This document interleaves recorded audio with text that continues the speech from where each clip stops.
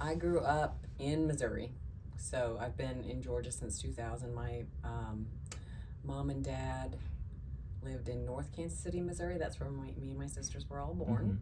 And then when my parents got divorced I think I was in middle school, we moved from North Kansas City to mid-Missouri to Fayette, which is a teeny tiny town in the middle of the state, right on I-70, very close to the University of Missouri in Columbia, which is where I did my undergraduate degree. And then I lived for a year after college in Chicago and another year in St. Louis, and then Jeff and I moved to Georgia together to start graduate school. So he is also from Missouri. We met in college and moved down here together. So how'd y'all meet in college? Well, that is a fun story, actually. That's a very commonly told story. Yeah. I don't remember I don't think I tell this in the intro class. Maybe a little bit in the section on I remember family. you saying something about it, yeah. Yeah, which I'm doing tomorrow, the last lecture of the semester. So, you know the story of the couple in the flood? You know that joke? They're like sitting on their porch and the water's rising, and the sheriff's deputy comes by and says, hey y'all, we're trying to evacuate everybody, the water's coming up, and they're like, it's cool, God's got us, we're good, we don't need to be saved, and then the waters keep rising, and then they're like up on their second floor, and the sheriff's deputy comes by in a boat and is like, come on, we're gonna evacuate. They're like, no, God's got us, and they're on the roof, and the helicopter comes by, and they get to St. Peter, and St. Peter says, or they say, what happened? God was supposed to save us. St. Peter checks notes, says here, we sent a car, a boat, and a helicopter. What were y'all doing? So Jeff and I, he was what was called an FOT, a friend of Theta, and that was my sorority when I was in college. And so it meant just, he knew a lot of girls in the house because we were very involved in campus organizations, leadership activities, and stuff like that. And so if there was a Theta date night and somebody needed a date and didn't have one, Jeff was commonly called upon. So I guess it would have been his freshman year, my sophomore year. I was living in the house, and he was working with my friend Kate to collect signatures for another friend of ours, Elizabeth Barton, to run for student body president, so that you had to have like 500 signatures on a petition to qualify to run for office. And so Jeff was like Mr. Involved guy, so he came by, and I remember I signed the petition. We both agree that we met then, but neither one of us really remember the other one. And then the next year would have been his sophomore year, my junior year. He was actually dating a girl in the sorority. Her name was Melissa Madovich, and she was very thin, like your size. Oh my God. Which is not my size, right? And she also was from a very rich family. She was the pledge daughter of one of my best friends who helped get Jeff and I together, and he was one of my bridesmaids. But Mindy, that was the friend, she was in charge of this event on campus called MU Singled Out, which was modeled after an MTV dating show that used to be hosted by Jenny McCarthy, which you probably never heard of.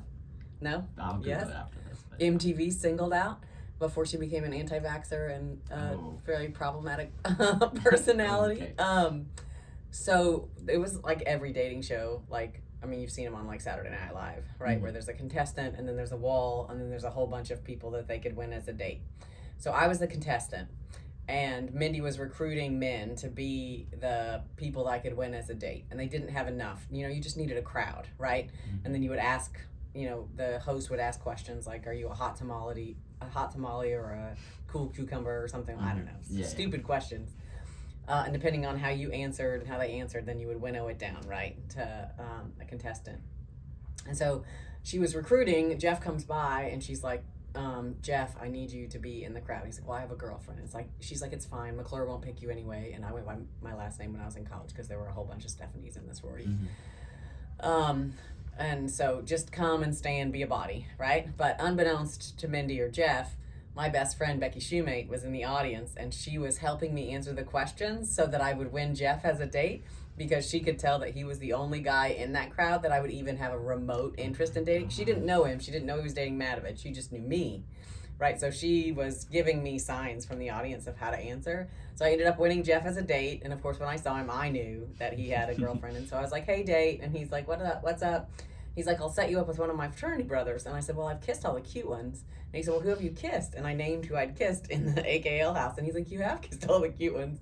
So we won a $50 gift certificate to Boone Tavern, and which was a restaurant that I actually waited tables at my senior year of college. And the first summer that we were dating. So we spent a lot of time there. We never spent that $50 gift certificate because he never set me up. So we never went out. So I won him as a date junior year, but he had a girlfriend and we never went on the date. So then fast forward, it's senior year now. My senior year, his junior year, because he is a year younger than me. And he wasn't dating Madovich anymore. They had broken up, and it was time for Theta Formal, which was scheduled for February 14th, Valentine's Day, which is just absolutely asinine, right? Why would you schedule a formal on Valentine's Day? Like, if you had a date, fine. But if you were like me and never had a date, it was like extra pressure, right? Please go on a date with me, just as friends, wear a tux. Oh, also it's on Valentine's Day. No pressure. Yeah, no pressure. So I had worked up my nerve and asked this guy that I had a crush on, who I had hung out with in Brady Commons for like years and thought he was super cute. And he said yes. And so I went out and spent a bunch of money on a dress.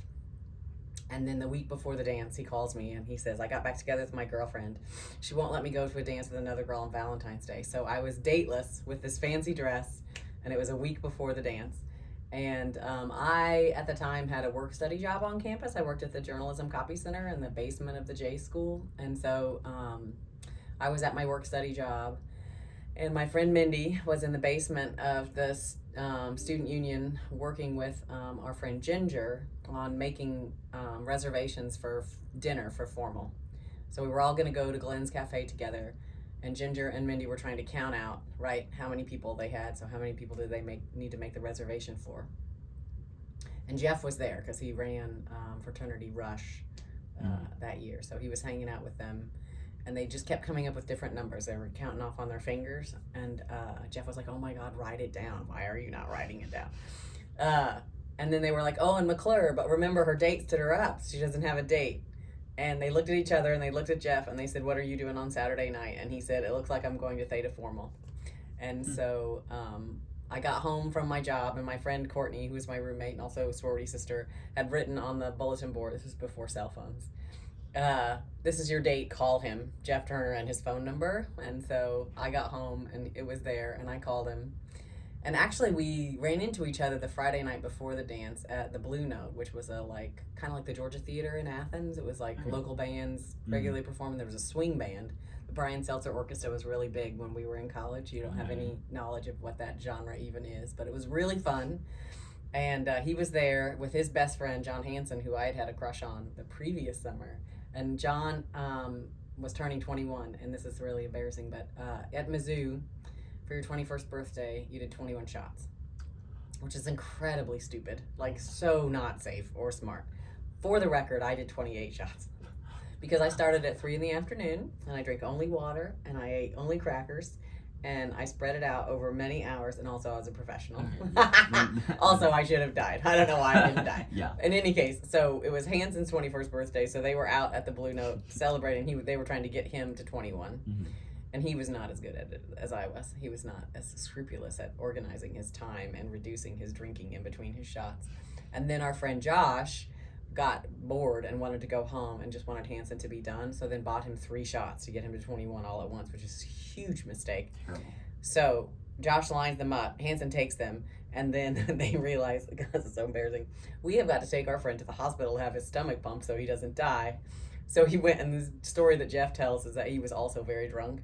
So he was like, I'm sorry, I got to go. So we had fun dancing, but then he had to go to the hospital. Is that the nurse in the emergency room was very into him. She was definitely hitting on him. He totally had game, which we're certain is not true. Right? Like, oh God, stupid drunk college students. And so the next night, I go to pick him up, and we went to the dance. He, at that time, smoked cigarettes, and I decided that while I was drinking, I could smoke cigarettes. Huge mistake. He also drank gin and tonics. He doesn't do either of these things anymore. I had never had gin and tonics before, and I thought, well, let me try that. It's delicious. Fucking horrible. If you have good gin, it's better. But it was very bad gin. It was college student gin. So, rough night. But we had a great time. Like the way I tell people, even 20 some years later, we were together, we were having fun, but I was talking to my friends. He knew everybody at the party, so he was talking to his friends. And every once in a while I'd think, I wonder where my date is, and I'd turn around and he'd be right there. Like, what's up? How's it going? Are you having fun? Like, he was attentive without being clingy, and he could have fun on his own. And we also actually got into a fight that first night at dinner. We were talking about somebody who he actually just ran into at a conference in New Orleans last week. He sent me a picture on my phone. He's like, do you recognize her? I thought it was Anna Gasteyer from Saturday Night Live. It was not. It was the former Greek life advisor at Mizzou who, the issue is a complicated one I won't go into because it's actually really sad. But we both felt really strongly about it. And we were arguing. And he looked at me and he said, let's just agree to disagree and move on to another topic. And I tell everybody I probably started falling in love with him right then because he had a strong enough opinion and he wasn't just going to let me win. Like he gave a shit about other things, right? So that was a really good sign. And so then Monday morning, dance is over. I'm back at the Journalism Copy Center at 8 in the morning. My friend Vicky comes by. She's like, how was Saturday night? It looked like you were having so much fun. And I said, Vicky, if somebody put a gun to my head and said, you have to marry this guy tomorrow, I absolutely could. And she's like, oh my God, that's amazing. It's so romantic. I was like, well, we're both from small town Missouri. We both come from working class families. We both have an uneasy relationship with organized religion. And we both have aspirations for an additional education beyond college. She's like, well, that's a lot less romantic. I'm like, I'm awfully prevailed, right? But we matched on a lot of really important things. And it took a while for us to have what we called in college the DTR, the defining the relationship. It was about a month or so after that first date that we said, no, for real, we're going to actually be dating. He didn't think I dated because my nickname in college was the Kissing Bandit. I just kissed guys. But that was my attempt to try to get somebody to date me. I just did it very poorly, you know. And I was, in fact, trying to find someone.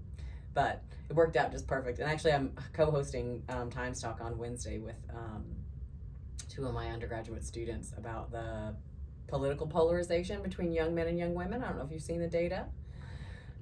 Interestingly, it's primarily driven by young women are becoming much more politically progressive than their male peers. And so for heterosexual relationships, you know, that potentially poses quite a challenge, right? Related to that. And so I've been thinking about it in terms of I pitched it to Dr. Hoffman as I want it to be about how do we make this work? How do you have healthy heterosexual relationships with high levels of political polarization? And one of the things I tell my students early this semester is you have to be with somebody who you can fart in front of.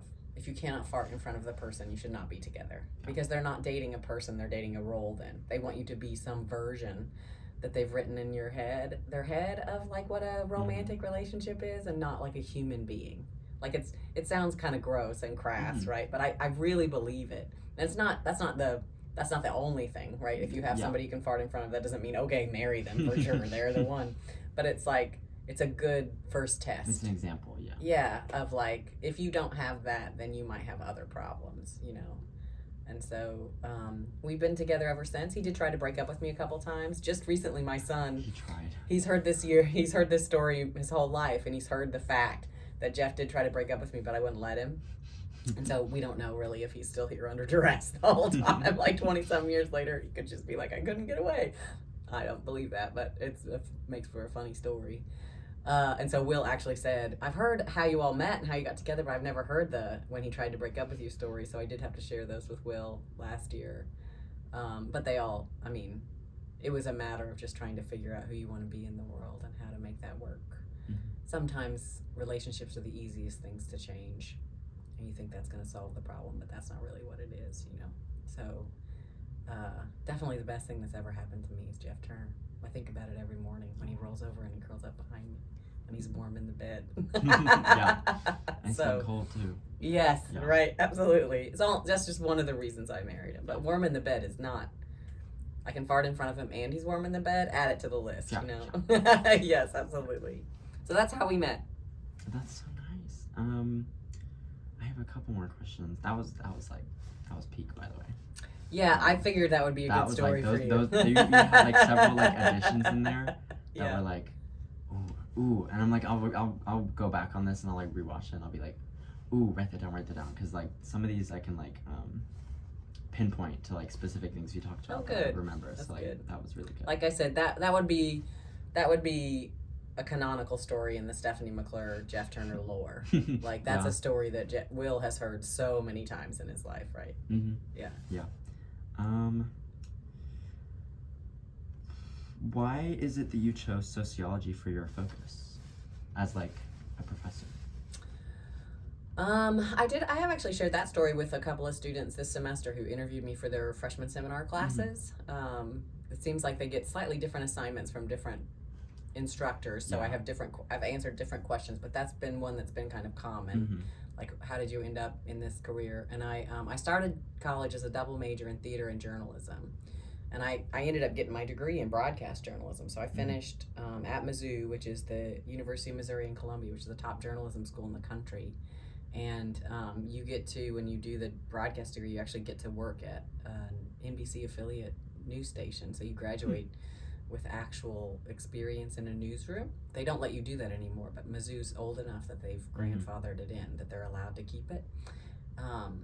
So it was a really good degree from a really prestigious institution, and I didn't use it, which is great. I've been very happy, but I figured out there were two things that I had to do. So I'm from around there. First of all, I graduated from a high school. It's about 20 miles down the road from Mizzou.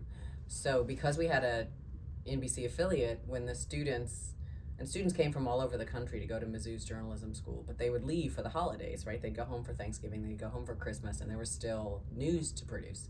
So they needed local students to cover the shifts, right? So Thanksgiving and Christmas, my junior year, I worked a shift at the TV station, and let's see, Thanksgiving, I covered a story where two best friends were out duck hunting together, and it was North Missouri. I can't remember what the name of the county was. It was a county that I knew, but I'd never been to. And they were out hunting, and the one friend had spotted a duck or whatever. I don't know about hunting.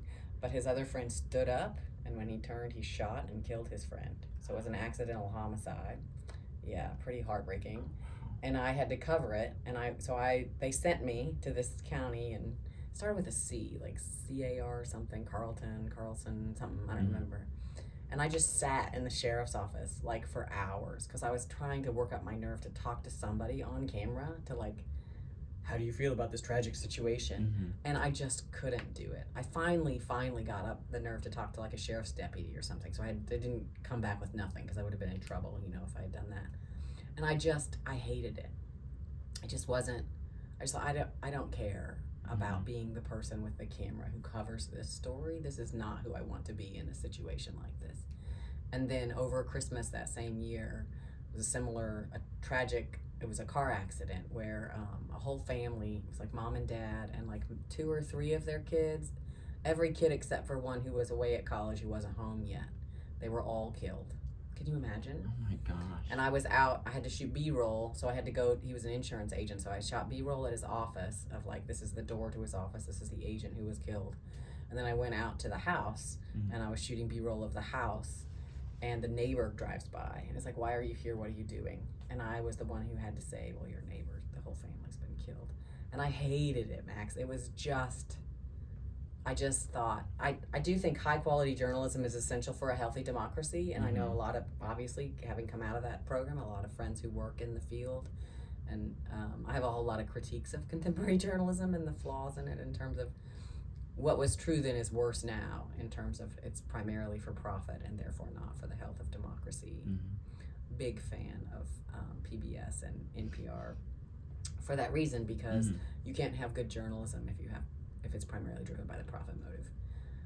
So I just was like, this is not for me. I cannot do this as a career.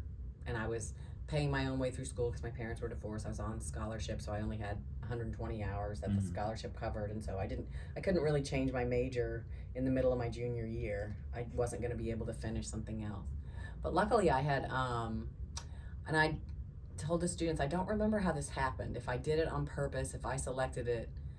So the story I've reconstructed in my head is that it was a serendipitous accident, that I met with my advisor to figure out my schedule for the semester, and they said, okay, you need to have a class that meets this core requirement. How about this Literature of the Harlem Renaissance class with Brian Harper, I think was his name. And it fit into my schedule and it met a requirement. So I took the class. And I go into that class, and it was the fucking most amazing class I've ever. That professor was incredible. He was an English PhD working on a virtual environment for interactive learning called The Veil, which was a reference to Du Bois's concept of the veil. But he was building a virtual 1920s Harlem that you could go into and experience as if you were on a trolley ride. Oh my And this was in the 1990s, okay? Like, That's crazy. That was crazy advanced, right? Like, and his, I read Du Bois there, I read Langston Hughes, I read Nella Larson, Jesse Fawcett, George Schuyler, I never knew how to say his name.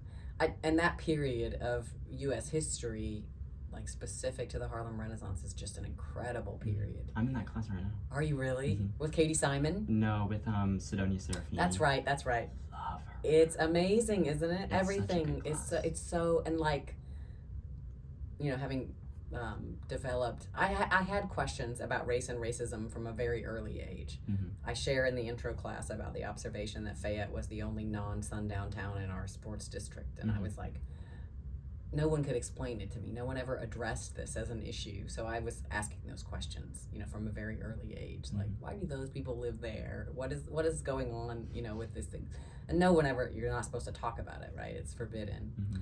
And so that was incredible, that class. And so based on that class, I decided I wanted to get a minor in Black Studies. I felt like I had found the people who were answering the questions that I was asking all the time. Mm-hmm. Through the minor in Black Studies, I took my first sociology class with Anna Riley and read Derek Bell's Faces at the Bottom of the Well, which was my introduction to critical race theory. And it was transformative. I just, my whole life growing up, like when I was 7 years old, I crawled in bed with my mom and I asked her if I had to choose eternal life or if I could pick another prize for believing in Jesus, because I thought living forever was really scary and I did not want to do that. How old were you? I was like 7 or 8. Can you imagine being my mom? What a nightmare. Like, please get out of my bed. Doesn't want to live forever. But I'm sorry, but if anyone spends any time thinking about it, it should freak you out. Forever is a really long time, right? And so I had been thinking about it because I had been told this was, you know, the deal. If you believe in Jesus and ask him into your heart, you get to live happily forever in heaven. And I was like, I would hard pass. Sign me up for something else. I'm not interested in that. Mm-hmm. And then whenever we would be driving down the road and we would see like a hitchhiker or something, I would cry because it would break my heart. I didn't understand why there were people who didn't have what they needed like we did. And it got to the point where my family got so frustrated with me that they would just make me put my head down if they saw a hitchhiker before I saw them, so that I wouldn't see them, so they wouldn't have to deal with me crying all the time. Yeah. And they were like, what is wrong with you? You ask too many questions and you feel too many feelings about other people. And I was like, what is wrong with you? Why don't you ask enough questions, and why don't you feel anything for other people, right? But I had been made to feel like I was a freak. Like that I was a deviant, you know, that I didn't fit. And when I got to sociology, I was like, oh my God, there are other freaks. It's not just me. And that was that just changed my life. And specifically questions about race and racism. And the answers that I was getting forced me to kind of reconstruct my whole ideology, specifically, as I share in the intro class, related to myths about welfare usage, right? Because I had been raised in a very conservative Christian household that said Black women have more babies to get more free shit from the state. And then my professor teaches me all of the ways in which that's wrong. And she didn't do it in a way that was like, here's why you're wrong to be racist. She just said, here's what the data shows. And I was like, huh, interesting. So if that's wrong, what other stuff have I been taught is wrong? And that was really, as I tell my students, for me, I love my job. I love having found my discipline, and then you get a PhD, and if a PhD, you can get a tenure track job, so I love my job. But the truth is, I love being a sociologist, and I love what I learned in college because of who it made me as a person. Mm-hmm. The professional stuff is obviously awesome and necessary in a wage labor society, but the truth is just I like who I am better than who I was before I was exposed to this content, and I'm so thankful for that. And I love to be able to share it, specifically with undergraduate students, which is why I've chosen to work here for 20 years instead of at a different kind of institution where I would teach graduate students, mainly do research, etc. Because that was just like such a gift, and it was through what I call my singularly appropriate education that I found it. So it's fun to do that for other people. Yeah. Which one else should I ask? Who do you know? Like anyone interesting or famous? Oh gosh, who do I know? Or infamous? I got to meet Sheryl Crow when I was in college. That was pretty cool. She was a Theta, so she was an alum of my sorority. So when she came back to do a concert at Mizzou, they called us all and they're like, she's coming to the house before the concert, and so we have to come. And I had this really unfortunate haircut, so I had like really short bangs. I mean, just oh god, so embarrassing. Micro bang. And I like show up, and I had to go. You can't pass up an opportunity to meet Sheryl Crow, and she was great. I mean, she's really a lovely human being. But I asked her once she had become successful, who of the famous people that she had met was she the most starstruck by? And she told us, who did she said, God, now I'm not remember. The second one was Johnny Cash because he's the Man in Black. And that was really amazing. I think it was Jimi Hendrix because he's Jimi Hendrix, and Johnny Cash because he's the Man in Black. Yeah. And I thought that was pretty incredible. Like, very cool.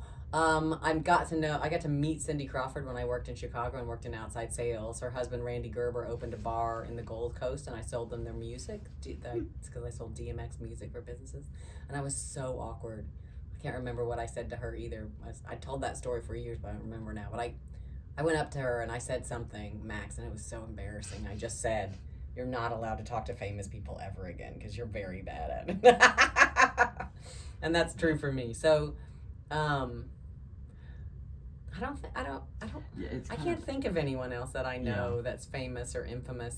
There's probably a right answer for you, and I'll think about it after you leave. But I can't think of anyone. It's kind of a silly question because I mean, like how it's like a 50-50. You have a really good story about like a really famous person. I gotcha. I met Ed Sheeran in the airport in Heathrow, London. You did. That's cool. I saw Elizabeth Warren in the Atlanta airport, and it was right after that where she was told to shut up and she persisted, and I just yelled out, "She persists!" and she said, "Yeah, she did," and it was awesome. So that was a great moment. Yeah. That was I wouldn't even call that meeting, right? Yeah, it was just, she was in the moving sidewalk and I was in the moving sidewalk. There was nobody else here, and I just said, "She persisted." Yeah. And she was like, "Yeah, she did." And it was awesome. That is awesome though, yeah. Have you ever been out of the country? Where did you go and what kind of things did you do? Oh, I have had the privilege of doing that a lot. So there's a lot of stories there. The first opportunity, and there's probably some really good stories, the first was actually in middle school when I went to the USSR with a group of other middle school students. There were like 8 or 9 of us, and we stayed with families in Leningrad, which was still Leningrad at the time. It's St. Petersburg now, but that was an incredible opportunity. Totally, I think, was like I didn't know it at the time, but it definitely helped turn me on to sociology because I was exposed to just like a way of life that was so different from what I was raised with. It was also the first time I was ever on a plane or a subway or a taxi or a train. Like being from small town Missouri, it was a pretty incredible experience. And so that's a lot, right? Like most people did not get to go to the Soviet Union when it was still the Soviet Union. But then really not much at all after that until I got this job. And they used to do these really amazing programs. And I just got an email from the dean that they're doing something similar for faculty in India coming up. So that's really cool. But the University System of Georgia used to do it every summer. They would do, 2 or 3. I remember, I think the year that I did it, they also had a trip to China. But it was a faculty development workshop to Spain and Morocco. And so instead of taking students, which is what most study abroad is, it was actually faculty from across the University System of Georgia. We traveled for like 18 days as a group. And the program was run by Martha Hughes, who was the director of international education at Georgia Southern, and Dwight Call, who was the director of international education at Georgia College, who was an incredible human being, PhD in anthropology, knew people everywhere around the world, just like so kind, so patient, so like tolerant of global travel, which can be really challenging. Dwight was like a role model in so many ways. So I'm so thankful I got to learn from him. And so that was a trip. We did homestays in Morocco, and that was an incredible experience. We went to our orientation, and they told us to dress modestly, which meant having a neckline like yours, which is all I packed. That was naked in Morocco, for a blue-eyed blonde woman anyway. So I didn't get that right, but I learned a lot related to that. And then they told us, don't use your left hand for eating, because the left hand is the dirty hand in Morocco. And food is collective. They eat out of a tagine right with the bread. It's amazing food. And I was like, I'm left-handed. That's like, and Dorothy Leland, who was the president of the university at the time, she went on the trip with us, which is just incredible. She's a feminist philosopher, also a former VP of finance, brilliant woman, probably one of the best academic leaders I've ever had the privilege to work for. And she was so intellectually generous with us as faculty on that trip, and then also with my students when she would come and speak to my theory students and talk about what it meant to be a feminist academic. And she told incredible stories. Oh, so cool. And so that was, on that trip, she told me, don't marry the motorcycle. And I was like, it's cool, I've already married Jeff. He's really a good partner. She had had a very bad academic, marriage ex-husband at that point. Mm-hmm. Don't marry the motorcycle. That's what she said. Because he rode a motorcycle. She thought that was cool. Not a sufficient basis. Not as good as if you can fart in front of them as a rule for deciding if it should be a long-term relationship or not. And the homestays that we did, I stayed with Layla Wubisis, I think was her name. And they picked us up. We all met in Casablanca, and then Layla's family lived out in Mohammedia, which was a suburb of Casablanca. So we had to get on a train, and it was like 11 o'clock at night. Everybody on the group had done what Dwight told us not to do, which was eat the street food, so we were all dealing with stomach troubles. Mm-hmm. I had gotten a Cipro prescription before I left, but then I'd read Rick Steves' talking about superbugs and how we're overprescribed pharmaceuticals, and so eventually there'll be bugs that the antibiotics can't beat. I don't know if you've read about this, but it scared the daylights out of me. So I was like, don't take your Cipro, just try to suffer through. So I was just pooping all the time. It was horrible. And I'm doing this homestay with this family. So we get on the train to go out to Mohammedia, and everybody who hosted faculty was somebody who was taking English as a second language classes. They were preparing to take the TOEFL, so the test of English as a foreign language. Mm-hmm. And we weren't on the train for very long before Layla looked at me with tears in her eyes. She said, does everybody speak English as fast as you do? I was like, oh my God, I'm so sorry. No, I can slow down. I apologize. So we went to her family's house, and the way that the homes are set up in Morocco is like there's a center kind of courtyard, which is concrete. And you can wear your shoes in that space, and then there's like, this is the living room, this is the living room, this is the stairs, this is the kitchen. They're like all the rooms branch off of that center area. And so you would wear your shoes in the middle, but you would wear the house shoes that were at the door of each room, in each room, which was like confusing. And then they don't really have, traditional homes anyway, don't have bedrooms. They sleep on the divans, D-I-V-A-N, right, which is another word for sofa in our language, but it's a specific kind of sofa, which is like, it has cushions at the back, but you take those off at night, and then it's a bed. All the women sleep in one room, all the men sleep in another room. So I got there, and I had to go to the bathroom all the time. And they had promised us all of our homestay hosts would have Western plumbing. They did not. It was a hole in the floor. Oh, no. With no hot water. It was intense. And so, like, we sit down, and it's like 11:30, almost midnight, right? And we've been sightseeing in Rabat, the capital, all day. And her sister-in-law, Lubna, says, why do all Americans only speak one language? That's the first question that she asked. And I'm like, because we're assholes. I mean, it's like, it's a really big country. Like, you have to go, you're in Morocco, you go 2 hours north, you're in Spain, right? Like, that was why they put it together. You go 2 hours in south, you're in a totally different country. I mean, it's just, the geography is very different. There are structural reasons why Americans only speak one language, but that we are assholes is also certainly a part of the equation, right? It's a multivariable model.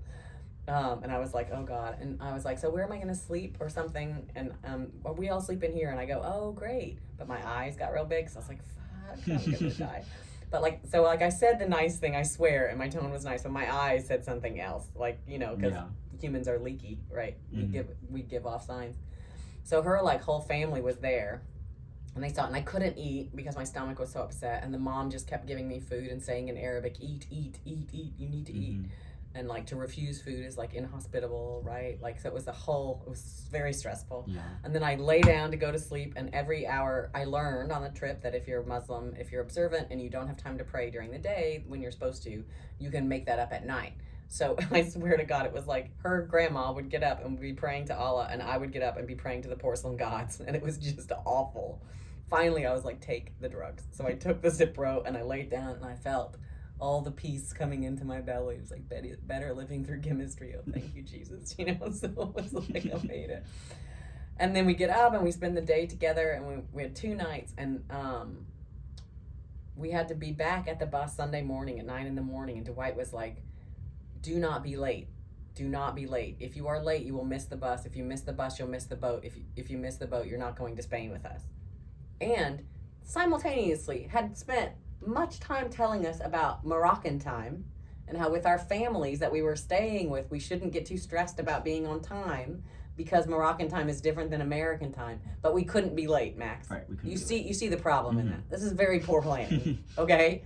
And so I was freaked out about it. And I'm like, so Sunday morning I can get the train that we took to get out here and we'll be fine, right? To get back to Casablanca to meet the group. Oh yeah, Mashi Mushkil. It's no problem. It's no problem. Cool. But I was like, can we just confirm that? Like, is there like a train schedule or something we can look at? Oh yeah, absolutely. So we pull it up on the computer and they're looking, and then all of a sudden this Arabic is flying over my head, right, while they're talking, and it's clear that it's not Mashi Mushkil. There is a problem. There won't be any trains running on Sunday morning, because I knew Sunday would be like a difference. In America, it would be different, right? But I didn't know if that was true in Morocco, so it was.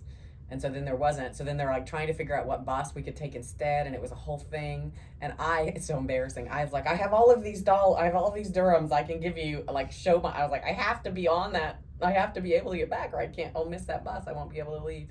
So embarrassing. And then they had a daughter who was, she was legally blind. So she was actually in school in the States, which would have been a huge financial stretch for this particular family. They were a middle-class family, but middle-class in Morocco, not middle-class in the United States, you know? And they regularly FaceTimed her, or it wouldn't have been FaceTime at that time. What was the first thing that we did that was like internet phone calls? Skype. I did it in Ireland. That's it. It was call? Skype. Yeah. So they were going to Skype her because they wanted to show her the American that was staying in their house. La American. It just kept getting yelled. And and I was exhausted at this point. It was like, again, 11 o'clock the next night. Hadn't slept it all the night before. Was all stressed about the bus. And I was like, so they turned the camera like to me while I was laying down on the couch. I was like, nope, absolutely not. So let me just sit back up like in school. I mean, it was very stressful. And then her other sister-in-law who had been there when I had said that, she comes over and she's like, you're going to sleep at my house tonight. Is that okay? And I was like, sure, absolutely. So we go to her house instead, and it turns out she has a Western bedroom. This woman is so pregnant, she has corners. She's like the size of a house, and she's going to give up her bed to me because I'm a spoiled American who is like freaking out about sleeping. It was awful, Max, but like I said no so many times, and she would not take it. So I was sleeping in her bed, right, so I could sleep. Nightmare. So then they lived in a building with her husband's whole family. Everybody in the floor, they all were related. They wanted to see the American. So there was like a parade, and I was like a zebra at the zoo. They were just coming through to see the American. Most of them didn't speak English. And then there were two guys that wanted to go to graduate school in sociology, and they wanted to meet me. And so I was like, sure, absolutely. They come over. Well, they don't speak English nearly as good as Layla does. But because they're unmarried men and she's an unmarried woman, she can't talk to them. Like, she won't talk, Max. It was awful. So I'm like talking to them. It turns out most of the blonde-haired, blue-eyed women in Morocco are Russians who are prostitutes. So they assumed that I was somehow, like, it was very uncomfortable. And I was trying to communicate with them and answer their questions about sociology, but Layla wouldn't translate. She wouldn't help. Oh my God, so stressful. Yeah. So then I go to bed finally, and there's a rooster next door that starts crowing at 3 a.m. Well, first of all, there was an internet cafe next door that stayed up open until 2 a.m, and the rooster started, so I didn't sleep either of the nights. I just want you to know this for understanding of what happened at the end. Because Layla was beautiful, and her family was so kind, and the food was delicious, and the place was delicious, but it was incredibly stressful. And so we get up, we get in this taxi to get to the bus we have to take because the train, and this dude is sitting next, we had to share a taxi with like 5 people, and he's sitting next to me, and he's looking at me like I'm naked, and I'm like doing everything I can to keep my leg from touching his leg in the like 30-minute taxi ride. So we get to the bus, we get on the bus, Layla says, let me just check with the bus driver. She walks up to the front, we're sitting in the back.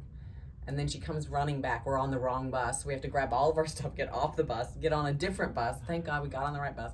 We get back to the hotel. I go immediately to the bathroom, and I just cried. I was like, oh my God, that was so much.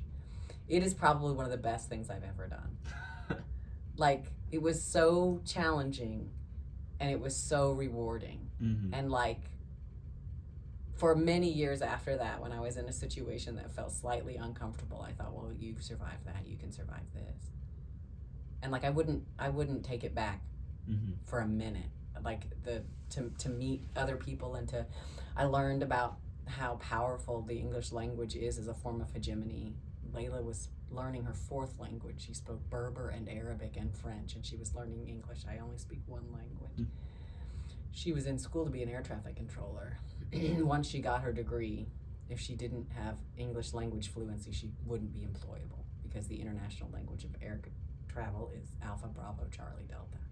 You have to be able to speak English.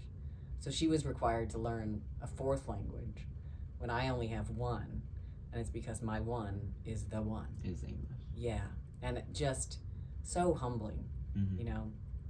And her daughter, her sister-in-law, Lubna, who was there with us for most of the weekend, her son Abdul Ali was hanging around, and he was like probably 3 or 4 years old. Layla was explaining to me that their grandmother was really mad because Lubna wasn't teaching Abdul Ali how to speak Berber, and Berber was the only language that Grandma spoke. So then Grandma couldn't correct him, couldn't like participate in the parenting of her son because he didn't speak her language. And while Layla was complaining this to me, the grandmother was yelling at Lubna about that very thing. It was like so epic, you know? And the gender segregation was really fascinating, because I barely had any interaction with their dad. He was there, but he was never in the same room with me the entire time that I was there. I had interactions with her mom, her grandma, her sisters-in-law, right? And Abdul Ali was the only man, or the only male, right? That was in the space, and that was really fascinating. So it was such a gift as a sociologist to have that experience and have it be so personal. But it was also very stressful. L'American! Oh my God, stop. Everyone has to stop looking at me. Yeah. It was intense. So I've also taught twice in Ireland and twice in Italy, and my favorite country in the world is Spain. I love Spain. They eat little plates of food, tapas. They drink red wine, and their national dance is to stomp passionately on the stage. They take naps every day. I mean, these are my people. I feel like I was Spanish in another life, and there are blonde Spanish people in Catalonia. So I choose to believe, if reincarnation is a thing, I was definitely Spanish in another life, because I love that place. So global travel is one of the gifts that working at Georgia College has given me to be able to teach and study abroad, and then to be able to do additional travel as a part of that with my family. Just the coolest thing in the world. But that trip to Spain and Morocco was the beginning of it, because the next, probably 3 months later, Dwight Call emails me and said, hey, we lost a faculty member for the Waterford program. Do you want to teach in Ireland next summer? And who would say no to that? Who would say no to that? Of course I said yes. I was like, I've never been to Ireland. I know nothing about Ireland. I spent so many hundreds of dollars on books trying to not be stupid. That's the Irish shelf up there. Not all of it's Ireland. Some of it's Italy. But so like Spain and Morocco, and that was what they were for, was to, in particular for faculty who maybe didn't have a lot of international experience. And one of the faculty members on that program was a psychology professor at Macon State, and he led a student study abroad to Morocco for several years after that, from the networks, the connections that we made. It was really cool. It was just, and the faculty were cool too. I'm still friends with several of the folks who were on that trip with us. We got back together, we all got on the bus to get on the ferry, and everybody had homestays, and everybody's homestays were interesting, and all we did was just for hours tell each other stories. And that's like one of my favorite parts of that trip, because I got to hear about Brian's experience and Tam's experience and Henry's experience, and they were all so different from my experience. And so it was like you got the benefit of kind of everybody's homestay experience, because it was a travel day. So the whole time thing, really stupid Dwight Cole, but the fact that we were traveling that whole day and we could talk to each other was actually really beautiful planning, on his part. So it's a wonderful memory for me. That sounds crazy, and that is like an awesome story, right? Oh my God. Brutal. I felt so American. I mean, just everything about me was wrong, in the way that I handled it. It's so embarrassing, but it's so human. I'm a human being. I'm not like perfect all the time, but I could learn from it, and I think that's really cool. 3 good, seconds we're good. until 45 minutes. Brilliant. So you're done. You've met your time. I've met the time now. Okay, yeah. good. Okay. If you want to keep going for like a little bit longer, we can. Do you have other questions that you were hoping to be able to ask? I kind of want to hear about Ireland a little bit. Like, is there anything interesting happening in Ireland? God, a specific story. Gosh, I'll say. Okay. The thing that's so cool, teaching what I do, which is sociology of race, right? Mm-hmm. And one of the things that we talk about a lot is ethnicity theory, which sort of assumes that white European immigrant experiences can be generalized to the experiences of people who are racialized as not white, and they can't. I'm really steeped in that literature, right? And so much of this stuff, and honestly, actually, in race theory, one of the theories is that the British first practiced how to do racism on the Irish. Like they did that othering and through that settler colonialism in Ireland first, right? And so Ireland was very much a colony of Britain and very much intentionally impoverished on purpose, right? For the purposes of exploitation and to serve the empire. So it is a semi-periphery country that's former periphery, which is rare in Europe. Most of the semi-periphery countries in Europe are former core. They've had their own empire age and they've since faded from glory. You know, that's true of Italy and of Spain, but not of Ireland. When you go there, it is exactly as green as all of the stories and poems and songs tell you. That's not just immigrant nostalgia for the mother country.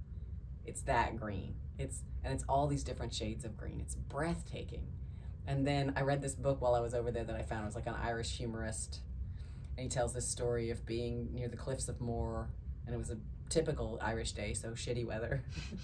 Yeah. And he was in an Irish pub eating typically shitty Irish pub food, which is like a ham and cheese sandwich, the cheapest ham and the cheapest, like, there's good food in Ireland now, but they aren't known for their cuisine. It's not part of the history of the country. Potatoes and more potatoes. Yes. Yeah. And ironically, very little seafood tradition, even though it's an island, right? Surrounded by the ocean. Again, much more so now. I've had great meals in Ireland the 2 times that I've been there, but he's sitting at the bar and he's talking to the bartender about all the tourists who are out in the shitty weather at the cliffs of Moher with all their broken umbrellas and horrible. And he says, thank God for the feckin' rain. If it weren't for the feckin' rain, there'd be feckin' condos everywhere. Which I love. And it's so accurate. When we were in the sunny southeast, which is where Waterford is, and we went to the beach, and you take the pictures and it looks almost Greek. It's gorgeous. And it was a unseasonably warm couple of days while we were there. Everybody told us, just never like this. But it was gorgeous, right? And you thought, well, why doesn't everybody want to live here? And it's because of the feckin' rain. Like, the reason it's still so beautiful and kind of can retain some of the charm and not be just like everybody everywhere else is the climate. And it's just such a cool thing. And while we were there, it was the end of the Celtic Tiger, and there was a sociologist that I worked with, Jonathan Culleton. God, what a kind man. He's so generous. And so they had a boom. I don't know if you know that about like Irish history. Before 2008, Ireland had this sort of massive, even more so than what we had in the States. And then with the bust of 2008, they had all of what they called Dublin's orphans, which were all these big office buildings that had been built and that were empty. Like, it just did not work. And so they benefited a lot from the boom, and they suffered. Sort of like people say, if America gets a cold, the rest of the country or the rest of the world, right, gets the fever or whatever, you know, it's worse. That was definitely true for Ireland. And Jonathan said something which I thought was just fantastic. He's like, it's better though. Irish people don't know how to deal with success. We do better when we're suffering. It was just like such an Irish thing.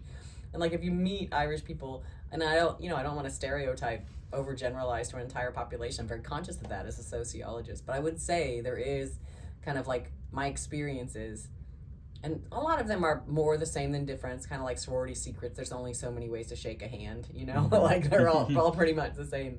They overlap with each other, but there is an Irish kind of self-deprecating humor, which sort of fits. They're incredibly friendly. They're so happy that you're there. They need the tourist dollars. Spain and Italy, they couldn't care less. Like, they have too many tourists, and they've got their own, they don't need tourism as an economic push in the same way that Ireland does, right? And so they're very friendly, but they also are like they're not fancy.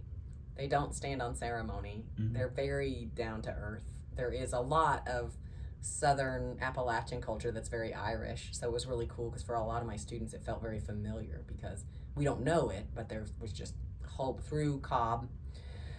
There were the whole bunch that was like the port of Savannah was a very, very big landing place for Irish immigrants. And so there's a lot of the culture of Georgia that's very Irish, but we don't know it as that. We think of it as Southern culture. So that's kind of a neat part. If you ever get a chance to go, definitely go. Yeah. It's the size of South Carolina, so it's easy to see the whole country. Yeah. My parents are from England, actually. Oh, nice. They're from like near around Oxford. Okay. But yeah, we've never been to Ireland. We've had like family trips back. Like we used to do it like every summer. Well, the Brits would see Ireland as slumming. Right. It's like which is fascinating. England is like in my head like similarly like it's like rainy all the time. It's like all the infrastructure of all the like buildings are like old brick. It's like old like just buildings. Like it's just very earthy, like kind of ancient is how I would kind of describe it. There's modern areas, of course, but like it's like where I guess we would go. That's so fascinating because I have a good friend from grad school who's from England, and like American students think of Ireland as England as like the same place, roughly the same. Similar temperature, similar food, similar sights, similar landscape. That's not true at all when you're in Europe, right? Yeah. Like British people have their own kind of feelings about things, and certainly the Irish also have their feelings about the British, but they need their tourist dollars, so they can't be too mean to them. It's an awesome Instagram video where they're like, it's an Irish couple just driving next to Big Ben or to like something having to do with the monarchy, and he just starts singing the rebel song. Like he just can't not, right? Like that, and his girlfriend is just like laughing. She's dying. She's like, no, we're having fun. Isn't this beautiful? And he's just like, get out, you black and tans. Come out and fight me like a man. Just incredible. And it's like, American students really don't have any sense of that. The complexity, because for them, they're roughly the same. Europe is Europe, and like the continent versus the Isles is crazy, like in terms of the way that people think very differently about leaving the continent and going, to Great Britain, for example, or to Ireland. It's like the middle of nowhere. Why would you want to go there? It's just fascinating. Yeah. Super, super cool thing to be able to do as part of your job. Really. Yeah. So I would say go. Tell mom and dad. I mean, mom and dad are going to be like, why would you want to go to Ireland? Actually, I really want you to say that to them and then tell me what they say. I will. Okay? I think it's like, I don't know. I agree. It's so like fascinating. Like it's just a way of like how, like you say like, well, how I would say like, let's go to Ireland to my parents, and like they would react in a odd way, like probably to that. They have a different meaning of Ireland than you do. Yeah. But also that maybe you wouldn't even have any reason to talk about as a family. Like even then, but like it also reminds me of like talking about Queen Elizabeth and like Princess Diana. My mom is so like headstrong on that Queen Elizabeth had to do something with Diana's death, and that Charles had something to do with Elizabeth's death. Oh my goodness. And it's like, it just makes it's like wild to me because it's like, she's not a conspiracy theorist about other things. Just about that? Yeah, I guess. It's just like we never talk about anything. And then she just, if we ever bring up that, she's like, oh, it was Elizabeth. It was Lizzie. Lizzie did it. She pushed her down the stairs. I saw it. The whole British relationship with the monarchy is absolutely fascinating. It's crazy. Because I would say their kind of national stereotype is definitely the stiff upper lip, right? And the, like, hyper-rationality. And there's nothing rational about the royal family. It makes no sense. Yeah. Why are they still a thing? Still there. Why do you love them so much? Why do you let them keep all of that land and all of that money, which is just like circumstances of nobility of birth, which is what the modern era has like ended, and yet Brits love their monarchy, just love it, right? Lots of critiques too. Yeah. That was one of the things we were told before we went to Morocco. We were like, we were told, do not ask about the king, don't ask about politics, because it's connected to their religion, and so it's like very touchy.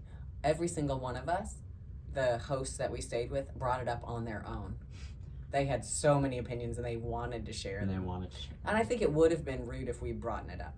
Yeah. But it was very different than what we were told, Mm-hmm. that it was a topic to be avoided. They wanted to talk, they had very strong opinions about corruption related to the king, right? And it was, and all of us had that same experience, you know, across our different homestay hosts. So that was a really fascinating, you know, it's probably better to start assuming that you could offend so that you don't.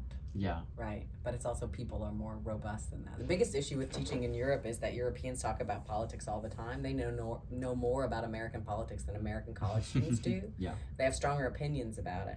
And they will fight with you. If you've just met, they will tell you what they think. And American students can't take it. So like when we tell students don't talk politics with Europeans that you meet, it's because our American students will get their feelings hurt. Yep. They can't hack it.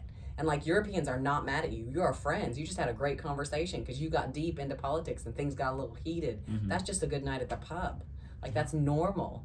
And we are just so sensitive to like not, you know, don't discuss those things among mixed company unless you know already how everyone feels. And it's not the same in most places in Europe. And you know, people. This bothers me. I wish it weren't true, but it does feel like more people in the world feel like they need to know what's going on in America in a way that we are like, oh, I mean, we barely know what's going on in our own country, much less anywhere else. Yeah. You know, it's humbling in that way. Like, oh, we're kind of stupid, and we only speak one language. Yeah. I haven't given up. Are you taking a language now? I am an English major now, Okay. so I am gonna have to take something. I'm gonna have to take a foreign language requirement, and it's so stressful. I took Chinese in high school. Cool. Because I didn't want to be like a sheep and take Latin like everyone else. Okay. So, and I really loved it. Yeah. But so the first year it was like in person. It was a normal like class. We went and had it. Yeah. And two of my best friends were in the class with me because I convinced them to do it. But then the second year, all the like other kids just like didn't want to commit to it. Okay. And so the school reduced it to an online class. Gotcha. So you had to self-teach yourself Mandarin and Chinese. No way. And so it was just like brutal. Study abroad would do it though. Right. My school didn't. But yeah. So it was just because I think that you can only learn a foreign language through immersion anyway. I think I agree think you with that. kind of have to just go or be in a situation where you're surrounded by people who speak the language. Because then you're hearing it constantly. Yeah. And then, You can't like you can't just weasel your way out of it. Yeah. So that's why I want to. I'm in an argument with my family currently that it's like they really want me to take Spanish because economically Spanish would be a better language to know in America if I'm planning to still work in America and live here. Absolutely. It's just more of a popular language than French. Yeah. Which is what I really want to take. Yeah. I really want to go to France. God, you guys are such snobs about France. Right? There's no reason to learn the French language. I don't mean to be a jerk, but like it really is like the old empire retaining, and like the French are so good at maintaining their like our food is better, our language is better, our this is better. You know, like they do, and they do it really well. We all like so many people in the world are convinced that it's true, and I'm not sure that any of it's accurate. Yeah. Like there's better food in lots of other places. I really like British food, but like a lot of like memes in America are like they just eat potatoes, mash, and beans. Right. And it's like World War II like bunker food. Rations. Ration food. Right. It's like I can see that. I'm looking at the plate. It doesn't look like American plates, but it's really good. Yeah. So. Well, food in general, I would say in Europe is better because they have eliminated a lot of the additives that we haven't. Yeah. And that's something that all the students say.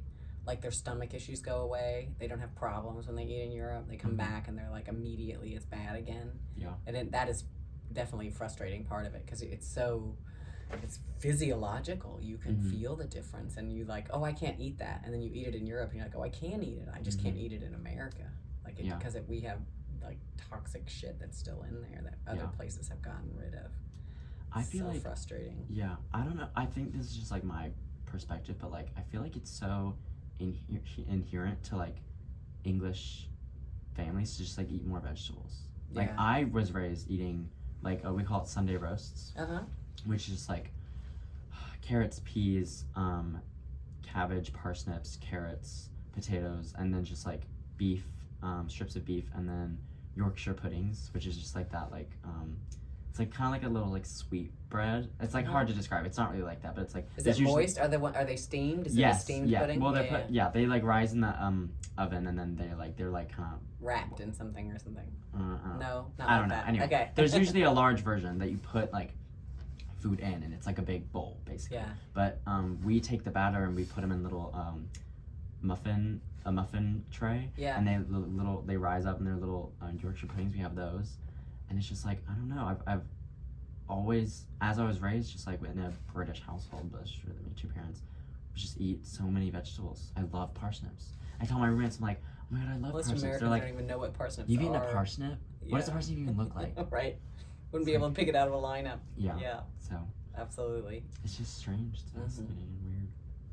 And it would be possible for to do. That's definitely Dr. Godwin's area, the social food, where it's just like food systems, right? Mm. We've built up. Jeff and I both, being from the Midwest, both of us had family farms.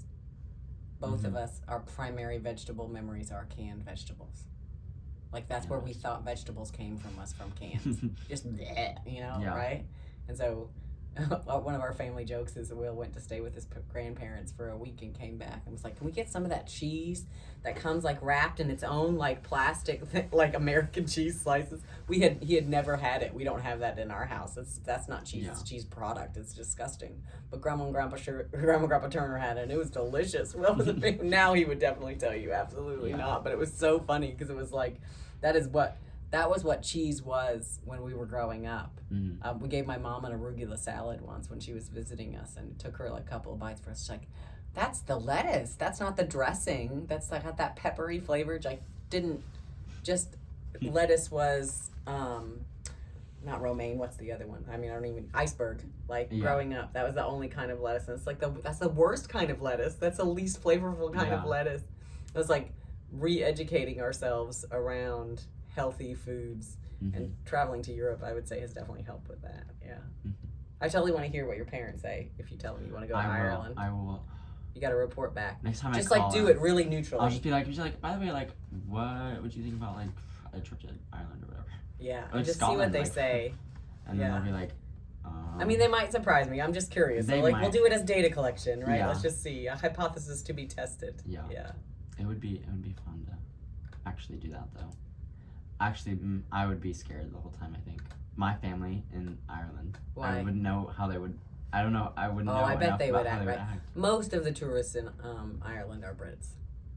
Yeah. Okay. Yeah. Well then. So you would fit right in. I mean, that was our experience when we traveled with students. Most of the places that we stayed, the primary occupants of the hotels that we were having breakfast with were Brits. Because it is closed. Yeah. So, but it's just a very different. Yeah, that's just like. Slumming it a little bit. Yeah. And then the whole story of Irish independence, right? The Brits are the bad guys. Yeah.